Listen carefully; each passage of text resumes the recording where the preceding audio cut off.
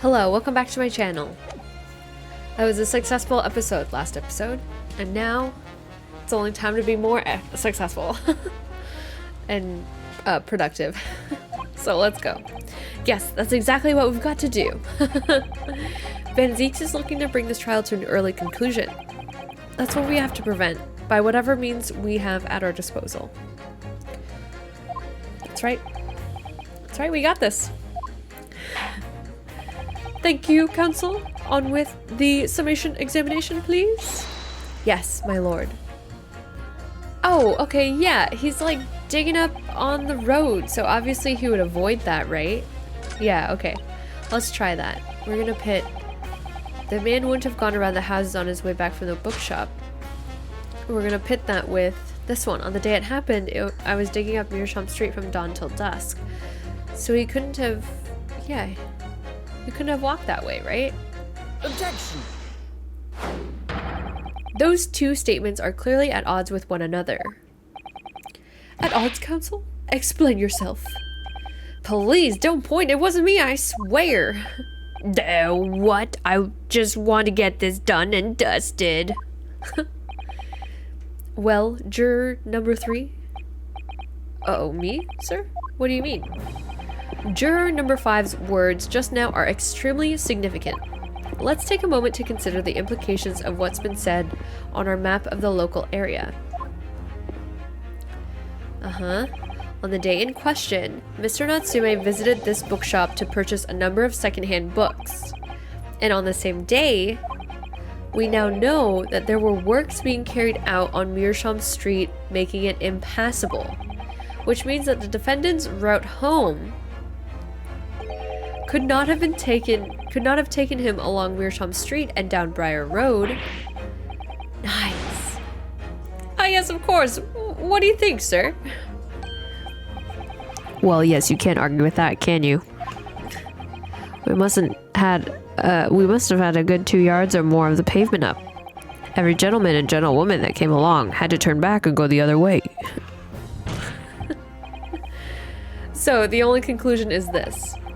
The defendant must have taken the longer route back to his lodgings. Yeah, I suppose he must have. I suppose that must be right, eh? Juror number 3, you said the following. The man wouldn't have gone around the houses on his way back from the bookshop. But we see now that he had no choice. Yes! My lord, Mr. Judge, sir, if I may. Yep. I don't think in all good conscience that I can say the man's guilty now. Yeah, I'd like to see this trial continue so we can get to the bottom of what really happened. I like this guy. Boom! Nice. Come on, just one more. What about you, sir? Hey, who, me? Well, alright then. If there's a hole in the prosecution's argument, it should be filled in. That's what I say. Got him. Perfect. We did it. Trial's over. Well, that summation examination has concluded with a rather large shift in opinion. The ayes 2, the noes 4.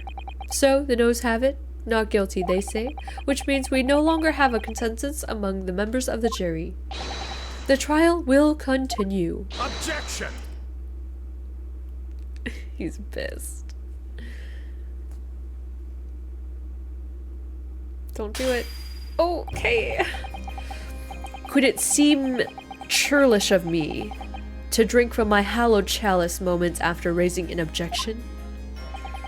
Only to crush it in disgust. Pray forgive the discourtesy. Lord Van Zieks. Lord Van Zieks, you're turning me on. It seems I must retract my earlier remark. What do you mean? I mistakenly credited these jurors with intelligence by describing them as insightful. Clearly, I was wrong. Yet we have just witnessed them falling for a cheap trick performed by an Eastern entertainer. What? Whatever do you mean? Objection! Yeah, the fuck? Still calling me a clown? I haven't tricked anyone. Everything I've said is the truth. Indeed, stalwart juror number 5 was undoubtedly repairing the road as he claims. I believe you said it was a good 2 yards of the pavement which you had excavated, sir?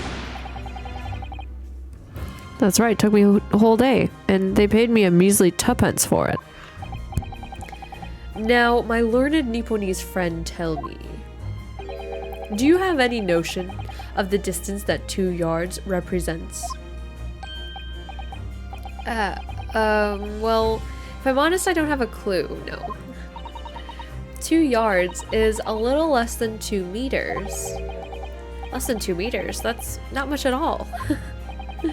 In other words, a distance readily vaulted by anyone of moderate vigor. But he was really short, so like, he couldn't have done it, right? Would you not agree, my stalwart friend? Me? Well, I can't say you're wrong, no. What? And did you perchance erect a sign to prevent pedestrians from passing the site of your works? I wouldn't dream of it. What a waste of time. No coaches would have had a hope of passing anyway, and we just turn any gentlefolk back when they can. Kids just jump right over us all the time. The accused is no gentleman as far as I can see. Wow. I have little doubt, however, that he could spring over a 2-yard trench in his meanderings around town.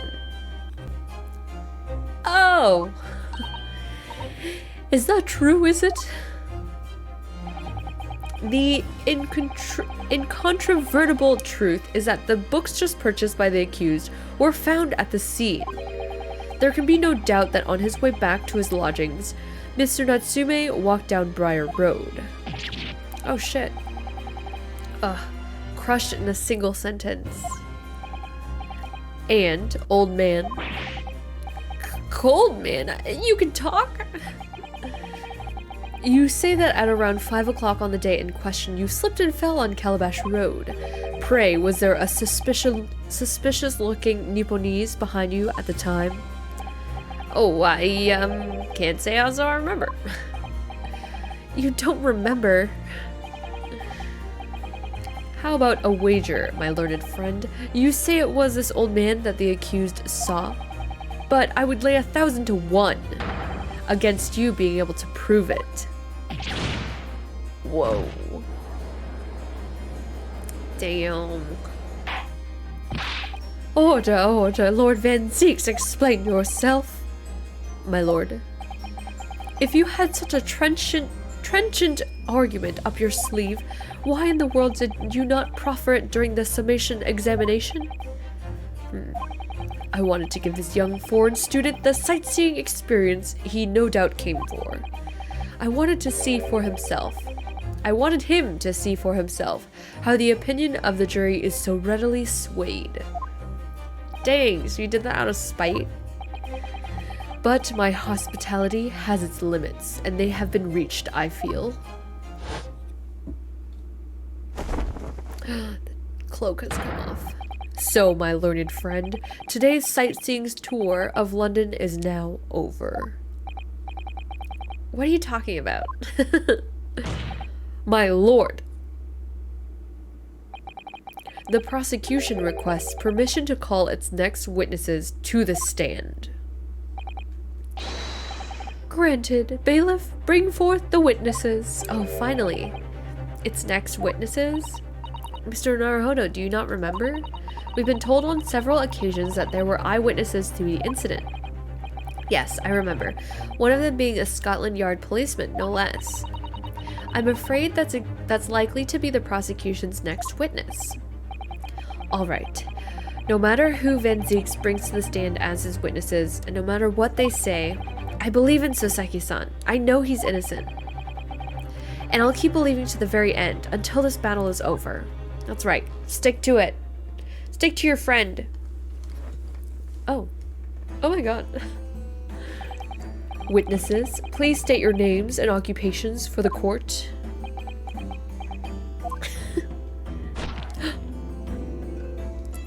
Okay. Oh, she's so cute. Constable Rolly Beats, sir. Nothing to report on the streets, sir. Why is he all like loopy? Oh, they're wearing matching scarves. And I'm Mrs. Beat. Patricia's my name. I'm proud to say I'm this young town hero's wife. Town hero. What's the story here? Well, in truth, we've not been married long. In fact, we celebrated our first anniversary only the other day. Nothing to say about that. No, it was your husband I was talking about. He seems tired. Hardly surprising. Whilst being an honorable occupation, patrolling the beat is the most demanding work in the world. Okay. I'm sure I've heard that before, actually. Indeed, apart from rare days off, our gallant officers trudge some 20 miles a day, you know. They patrol boarding houses and pubs, collect taxes, survey the streets, check that meters are reading true, and they're responsible for keeping the streets clean and lighting and extinguishing our street lights. There are a number of items on that list that don't sound much like policing duties at all. I wouldn't just be falling asleep on my feet, I'd have collapsed long ago.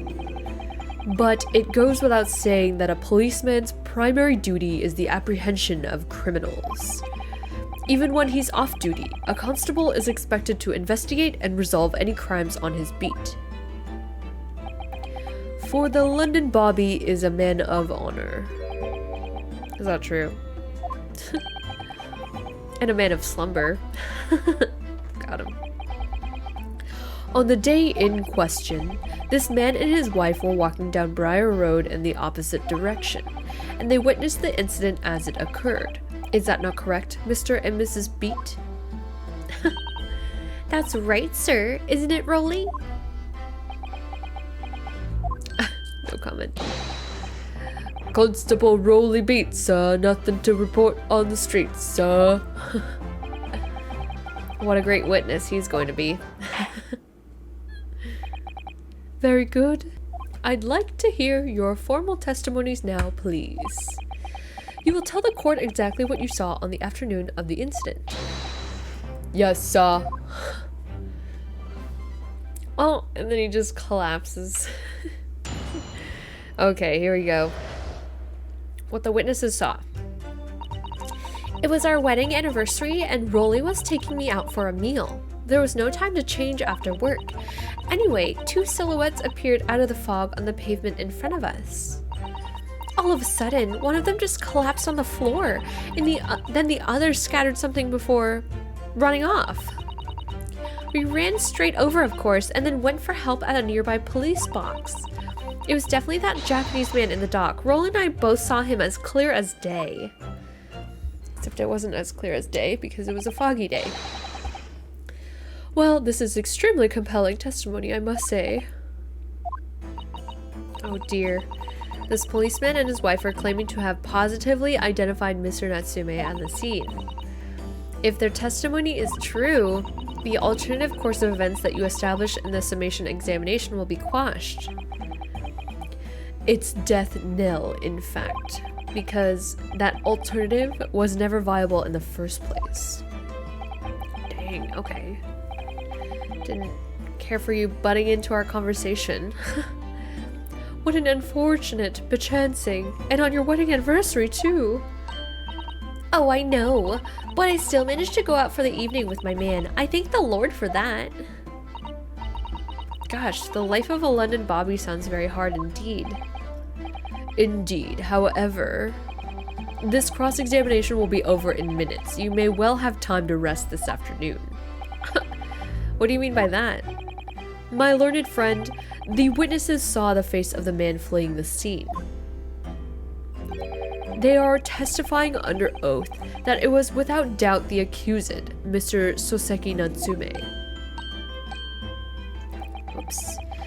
And one of these witnesses is a policeman, no less, so you appreciate the gravity of the situation, I'm sure. Ooh.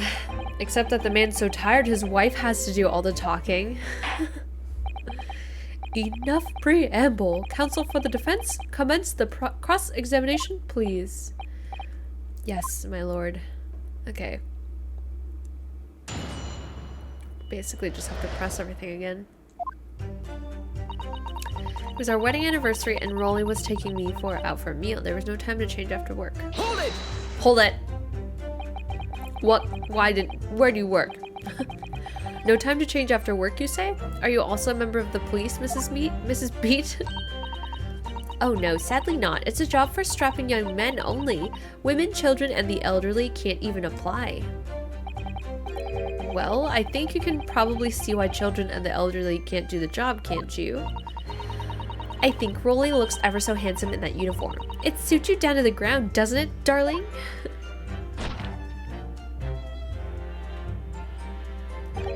His uniform is like all patched up. What? I just finished my beat. Pat and I were heading back to the station. I was actually planning on getting changed there. What? Is he talking in his sleep? This is creepy. Oh no, Rolly. I much prefer you in uniform. Sometimes I don't recognize you when I see you in plain clothes. Oh dear, that doesn't seem healthy. Kindly adhere to the point. You are going for a meal after you had finished your beat for the day, correct? That's right, sir, yes. Although I was fit to drop, to be honest, after spending the whole day on my feet. But policing is my life, sir. As long as I'm the proud owner of this, I'll serve my city and my queen to the end. What's that now? My warrant card, sir, proof that I'm a London copper. It has the noble founding principles of the force written on it as a reminder to all us policemen of our sworn duty.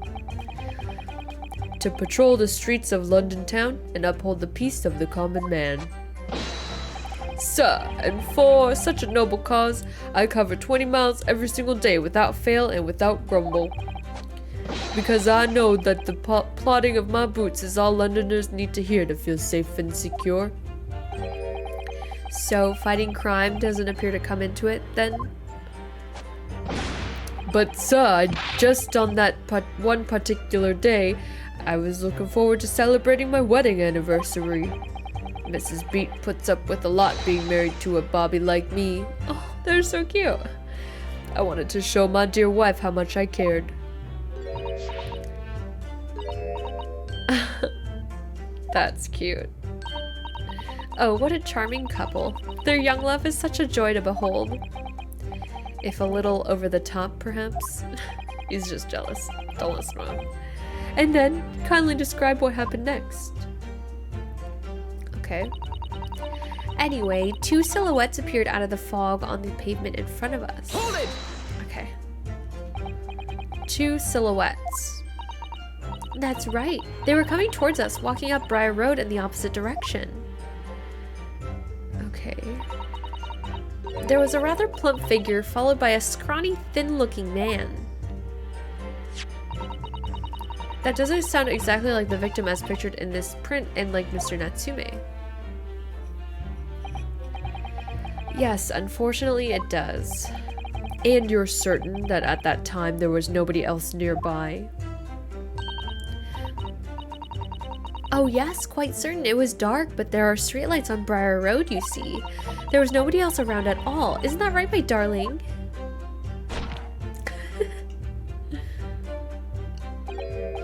What? Yeah, oh yes, that's right. Of course, there was a light fog on the ground. But Briar Road is dead straight and you can see a fairly long way down the pavement. And then there's the street lighting as well. I didn't see any other pedestrians. Before sleep takes a firm hold, your answer, please, Mr. Beat. Are you quite sure of what you've just said?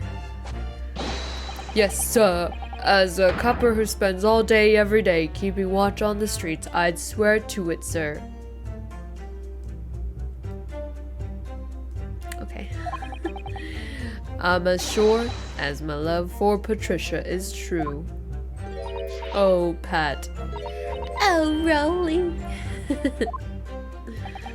Huh. They're still maintaining there was no one else around other than the victim and the attacker. It's starting to seem like that must be how it really happened. Don't say that. It's beginning to seem like there's nowhere to run. Well, that didn't stop Mr. Natsume, did it? He fled the scene all too convincingly. We still don't know why he just ran away. Thank you. I believe we have a reasonably clear idea of the situation just before the incident now. What happened in the crucial moments that followed? All of a sudden, one of them just collapsed on the floor. Then the other scattered something before running off. Hold it! Okay. Huh. Scattered something. What do you mean by that? Oh, well, I couldn't quite make out what it was at the time. But then when we got closer, we realized what it was. Didn't we, darling?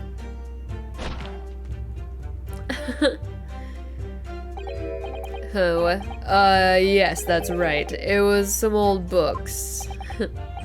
I see, old books. Yes, sir, the culprit had dropped a number of them all around where the victim lay on the pavement. Wait, so he dropped the... Okay, no, I don't think that's something to pursue.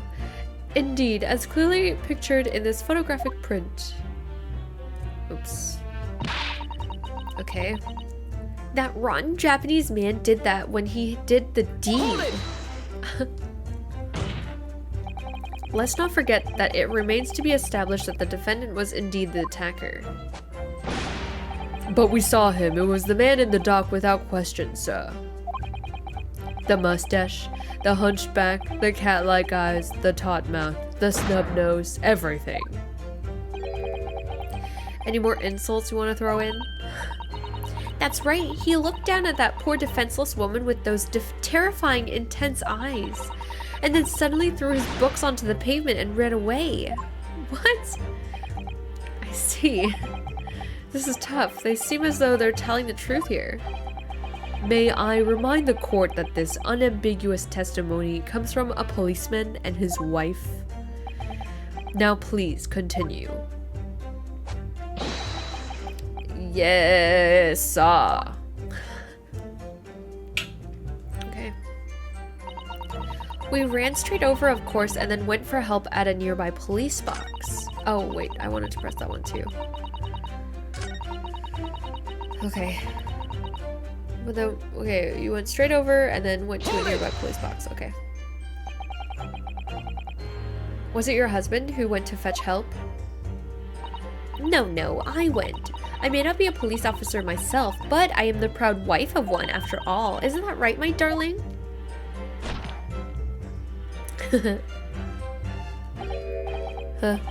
Yes, that's right. I asked Mrs. Beat to go.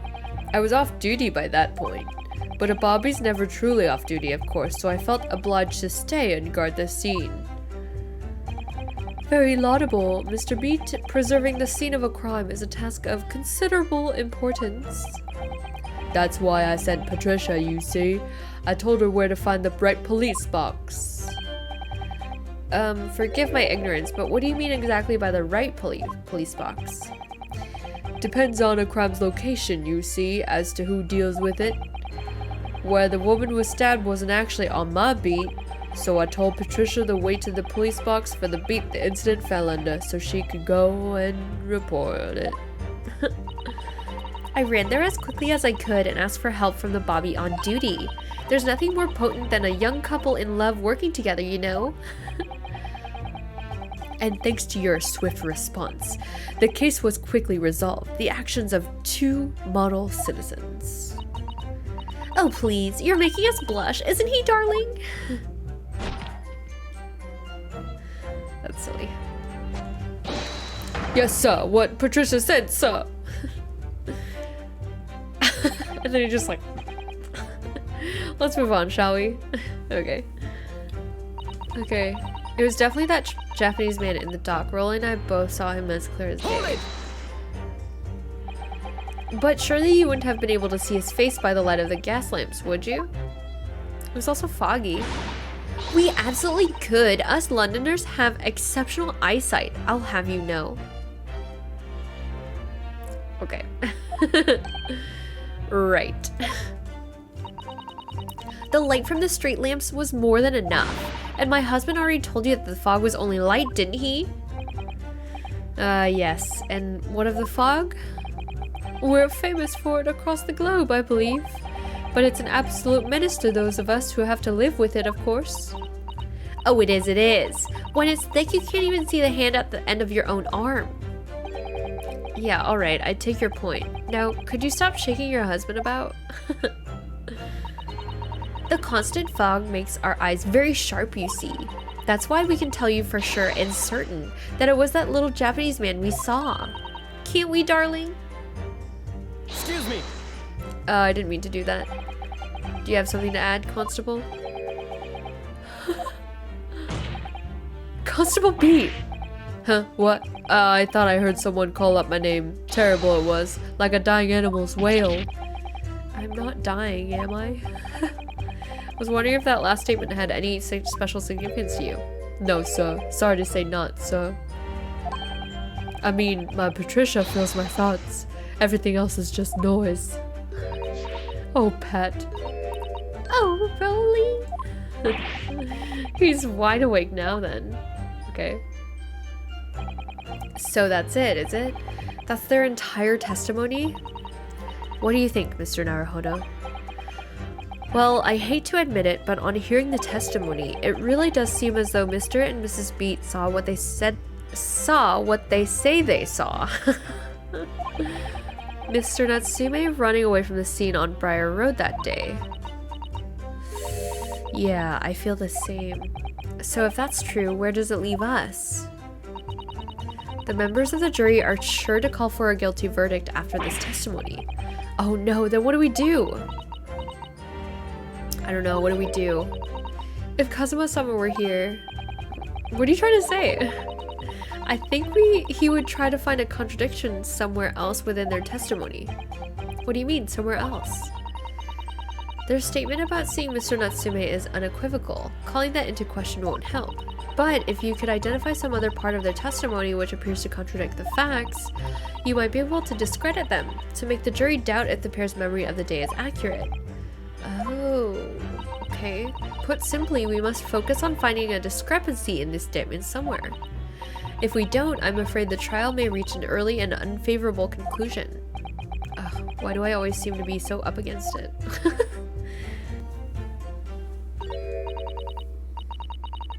Oh, okay. Mr. Lawyer, sir, can I ask you something? Oh, yeah, of course. Well, you keep asking us all these questions about everything we've told you, so... It seems like you don't believe our testimony, is that right? Is it? Well, out with it. What? No, it's really not that at all. My husband's a policeman, remember? I know what I saw. I remember every last detail, everything, like, oh, I know. What about the books the man dropped? I could tell you the names of every single one. I could, every single one. Okay. And you dare to question how reliable my testimony is? So weird. No, it won't do at all. That Japanese lawyer has no idea what I'm capable of. Even if I decide to forgive him for insulting us, don't think for a minute that Rolly will. Okay, this is getting weird. I really didn't mean to cause offense. Please, put your husband's fist down. Perhaps you would like the opportunity to supplement your testimony, Mrs. Beat?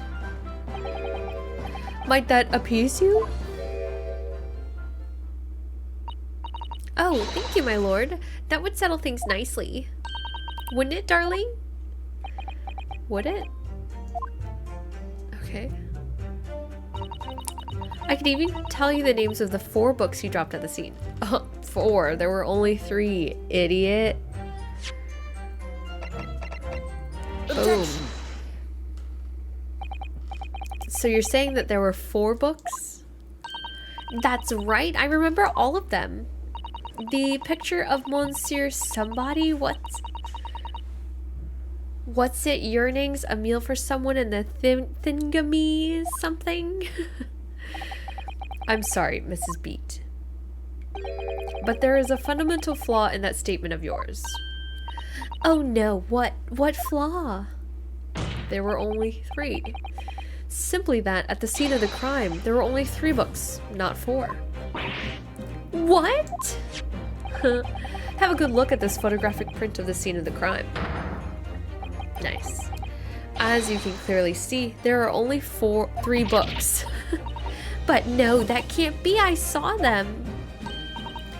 Oh, I know what it is. Yes, you can't fool me. What? It's that big old lump of a dead body. The lady is so large, her corpse is blocking the view of the 4th book, that's all. Let's at least try to remember that the poor woman isn't dead, even if we're insulting her size. No, I'm sorry, Mrs. Beat. There's one other thing we can prove. We can show to prove it. But Mr. Natsume could not possibly have dropped the 4 books he described. Why not? Fascinating. And from your assured tone, something you can readily substantiate with evidence, I presume? Yeah, we got it. Evidence. I have it right here. Counsel, you will present evidence to substantiate your claim or withdraw it. What proof do you have that the accused did not drop 4 books? The receipt. Show you the receipt. Take that! Nice. The evidence is right here, in the form of this bookshop receipt. From your books? Yep. This receipt details Mr. Natsume's purchases that day, and as you can see, only 3 books are listed. No. Therefore, Mr. Natsume would have only dropped 3 books at the scene of the crime. Which means that your powers of observation, madam, cannot be relied upon. Grrr. So, it cannot be denied that though you say it was the defendant you saw, you could very well be mistaken. Oh no. No. Nice. Got him. Objection! Oh shit.